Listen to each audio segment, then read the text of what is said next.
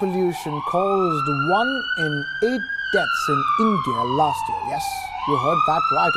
देश की राजधानी दिल्ली इस दुनिया की सबसे जहरीली राजधानी है। अगर आपको मेरी बात पर भरोसा नहीं हो तो आप इस तथ्य को सुनिए।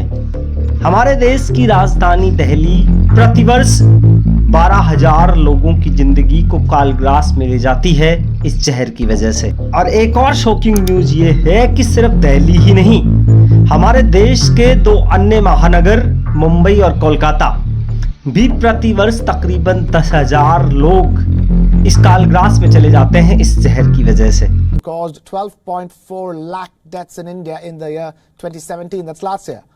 Of this, 6.7 lakh deaths were due to outdoor particulate matter and 4. तो आप ये देखिए कि सन 2010 से लेके 2025 के बीच में इस जहर ने देश के विभिन्न महानगरों में जितने लोगों की जिंदगी को खाया उसकी संख्या बहुत बहुत ज्यादा है। इन सब आंकड़ों को सुनकर शायद आप अभी भी ये कहें कि यार ये तो कोई इतने बड़े आंकड़े नहीं हैं। तो मैं आपको बताना चाहूंगा कि यह संख्या सिर्फ उन लोगों की है जिन्होंने अपनी जान गंवाई है। इसके अलावा इस संख्या के कई गुने में ऐसे लोग हैं जो इस जहर को प्रत्येक सेकंड अपने शरीर में लेते जा रहे हैं और वो वक्त ज्यादा दूर नहीं होगा जब ये जहर उनके शरीर में घुलता घुलता इस कदर घुल जाएगा कि या तो उनका शरीर बहुत सारी बीमारियों से ग्रसित हो जाएगा या फिर उनका शरीर किसी काम का नहीं रहेगा।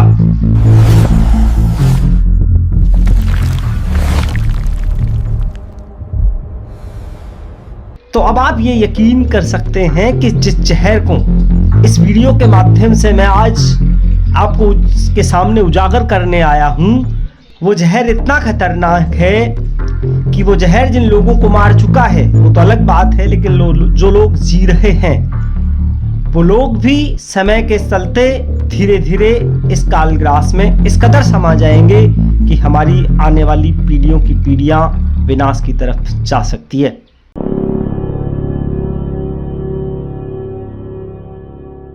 इस गंभीर त्रासदी को डिटेल में समझने से पहले मैं आपको बताना चाहूंगा कि हिंदुस्तान की राजधानी दिल्ली इस पूरी दुनिया, इस पूरे यूनिवर्स की सबसे प्रदूषित राजधानी है।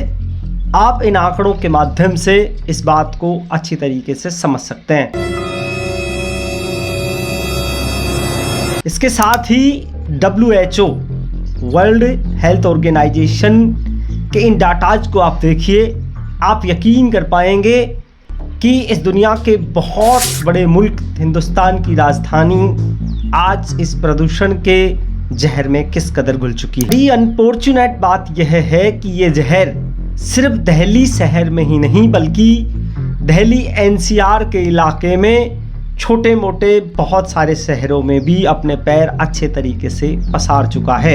इन सब डाटाज को देखने के बाद अगर आप में से किसी को ऐसा लगे कि मैं सिर्फ ऐसे ही बोल रहा हूं, तो मैं आपको बताना चाहूंगा कि अब आप जो देखेंगे उसको देखकर शायद आप इस बात पर यकीन कर पाएं कि ये मैं नहीं बल्कि हमारे वैज्ञानिक कह रहे हैं, हमारे साइंटिस्ट कह रहे हैं कि ये आंकड़े बहुत ज़्यादा खौफनाक है।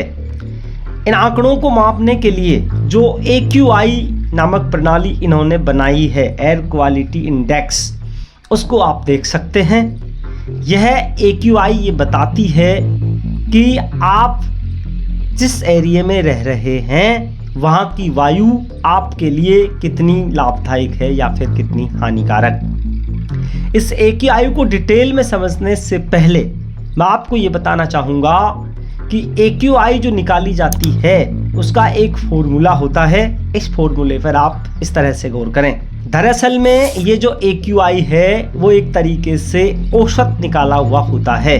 जो औसत निकाला जाता है वो PM 2.5, PM10, sulphur dioxide, carbon monoxide, ozone और NO2 इन सब के एवरेज से निकाला जाता है।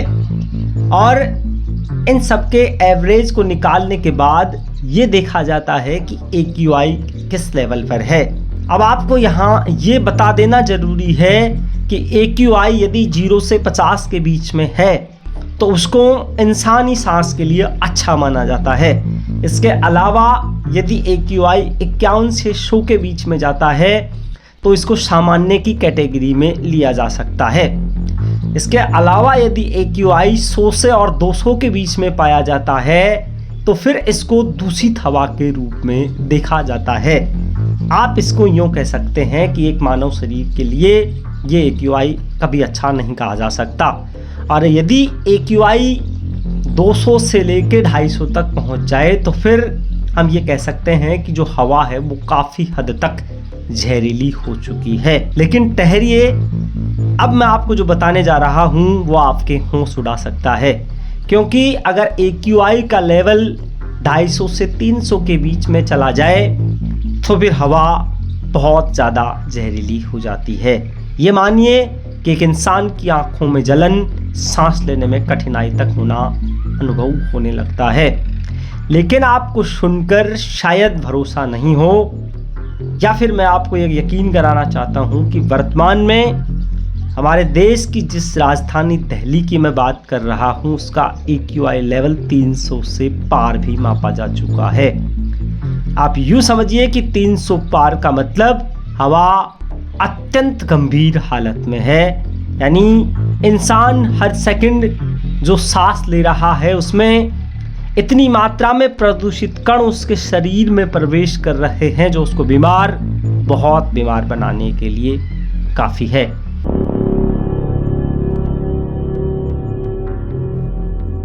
आइए हम इस जहर को और अच्छे तरीके से डिफाइन करने की कोशिश करते हैं। तो इस डॉक्यूमेंट्री में हम जिस जहर की बात कर रहे हैं वो है एयर पोल्यूशन, यानी वायु प्रदूषण। अब आप सोच रहे होंगे कि क्या वायु प्रदूषण इतना खतरनाक हो सकता है? तो जी हाँ, लेकिन इससे पहले कि हम इसका और डिटेल में जाएं, एक बार हम आपको इसकी डेफिनेशन बता देते हैं। जैसा कि आपने किताबों में पढ़ा होगा कि हमारा वायुमंडल 71% नाइट्रोजन और 21% ऑक्सीजन से मिलकर बना होता है। इसके साथ ही इसमें छोटी मोटी और गैसों का भी मिश्रण रहता है। अब मैं आपको यहाँ क्लियर करा देना चाहता हूँ कि जिस PM2.5 और PM10 की मैंने बात की थी उसको मैं डिफाइन कर देता हूँ कि PM2.5 में बिल्कुल छोटे छोटे कण आते हैं। छोटे छोटे कण जो कल कारखानों से निकले धुआं, वाहनों से निकले धुआं से बनते हैं, और वो कण जब इस वायुमंडलीय गैसों में मिलते हैं तो पूरा का पूरा क्लाइमेट प्रदूषित होने लगता है। इसके साथ ही मैं आपको बताना चाहूँगा कि PM10 में थोड़े से बड़े कण आते हैं जिनको हम स्थूल कण कहते हैं। आप ये मान के चलिए कि सड़क निर्माण के दौरान जो रेतीली धूल कण फैलते हैं या उड़ते हैं वो PM10 में आ जाते हैं। और PM2.5 और PM10 ये दोनों ही धीरे धीरे इस वातावरण में मिलते रहते हैं और उसके बाद हमारी वायुमंडलीय गैसों के जो ऑर्गेनिक मिश्रण में इस तरह के ये उत्सर्जित पदार्थों के प्रदूषित कण मिलते हैं। उस वजह से पूरा का पूरा क्लाइमेट दूषित हो जाता है।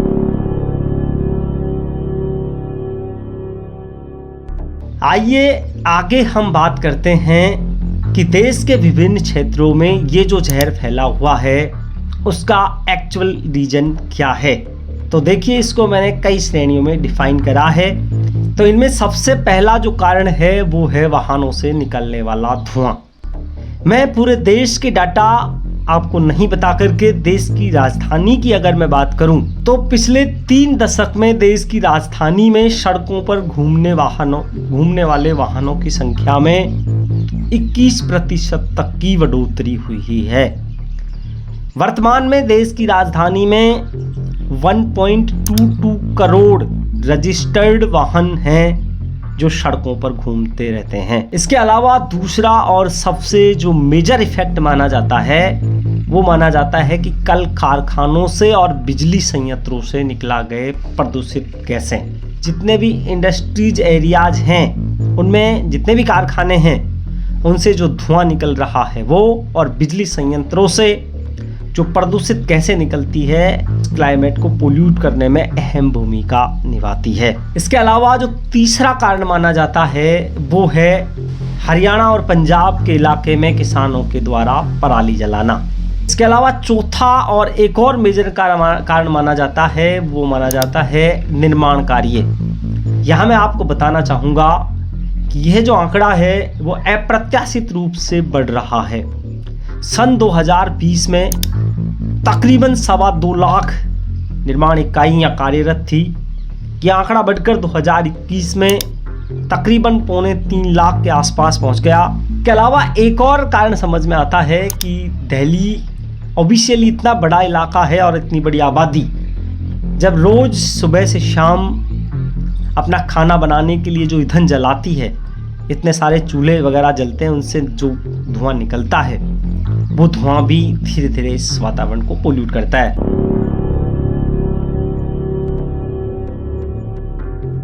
इस वीडियो में यहाँ तक आने के बाद अब आप सोच रहे होंगे कि हमारे देश के विभिन्न इलाकों में एयर पोल्यूशन का ये जो जहर फैला है उसका इफेक्ट क्या क्या देखने को मिलता है, और अगर हमने समय रहते उपाय नहीं किए तो ये हालत किस लेवल तक जा सकती है। तो देखिए, ये जो एयर पोल्यूट है वो लोगों की एक ऐसी मजबूरी हो गई है कि अगर हवा वहाँ की प्रदूषित है तो वो आपके शरीर में जाने से नहीं रुक सकती, क्योंकि आपको सांस हर हालत में लेना है।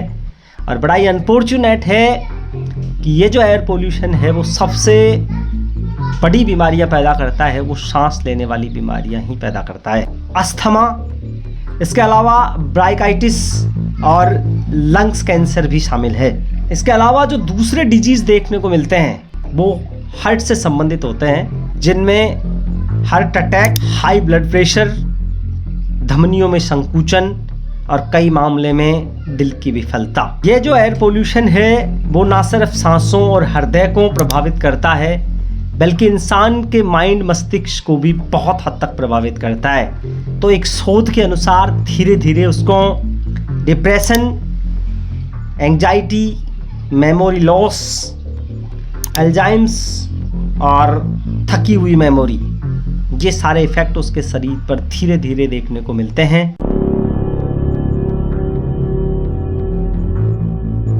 आइए अब हम इस एयर पोल्यूशन के जहर के समाधान के बारे में बात करते हैं। इसमें सबसे पहला काम है सार्वजनिक ट्रैफिक या सार्वजनिक ट्रैवलिंग में भरोसा करें।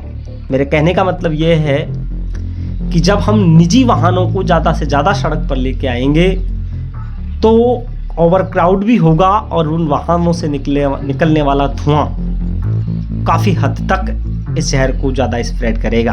आ रही है और ना ही हमारे पास कोई टिकट है ना ही पैसे हैं, लेकिन इससे पहले आप मेलबर्न पुलिस को टैग करके इन्फॉर्म करो। मैं आपको बताना चाहूँगा, मेलबर्न के सेंट्रल एरिया में सारी ट्राम्स फ्री होती हैं। यहाँ पर हर किसी के लिए हर वक्त फ्री ट्राम्स। इसके पीछे एक रीज़न बड़ा इंटरेस्टिंग है। ये ओवर क्राउडिंग को मैनेज करने का सबसे बढ़िया तरीका है, क्योंकि जब एक इंसान यहाँ खड़ा होता है या चल कर जाता है तो सिर्फ इतनी स्पेस चाहिए होती है। इसके अलावा तीसरे कोच के बारे में मैंने बात की थी कि पंजाब और हरियाणा के इलाकों में जो पराली जलाई जाती है, तो किसान चूँकि खेती करना बंद नहीं कर सकते, लेकिन आप ये तो कर सकते हैं कि जो खाली एरियाज हैं उनमें गहरे खड्डे खोद करके यदि उस पराली को उसमें दफन कर दिया जाए। इसके अलावा सबसे बड़ी जो चुनौती है वो है कल कारखाने, थर्मल प्लांट्स और बिजली संयंत्रों से निकले गए प्रदूषक। जिस देश के बहुत सारे वैज्ञानिक अमेरिका में जाके झंडे गाड़ रहे हैं, क्या ऐसा संभव नहीं है कि आप कुछ एंटी पोल्यूशन की ऐसी टेक्निक्स लेके आए जो इन कल कारखानों से निकले हुए प्रदूषकों, थर्मल प्लांटों और बिजली संयंत्रों से निकली गई जहरीली गैसों, इन सब के एंटी के रूप में काम करे, इनको कम कर सके और बहुत सारे मामलों में इनको ख़त्म कर सके। इसके अलावा एक और प्रयोग प्लांटेशन। जी हाँ, इसके अलावा आपने शायद गौर नहीं करा, लेकिन ऑस्ट्रेलिया या यूरोप के बहुत सारे देशों की छतों पर आपको सोलर पैनल मिलते हैं, तो इसको भी बढ़ावा देना चाहिए हमको। प्रत्येक घर पर ये कोशिश करनी चाहिए कि सोलर पैनल का हम उपयोग करें ज़्यादा से ज़्यादा। नमस्कार, मैं विनोद कुमार।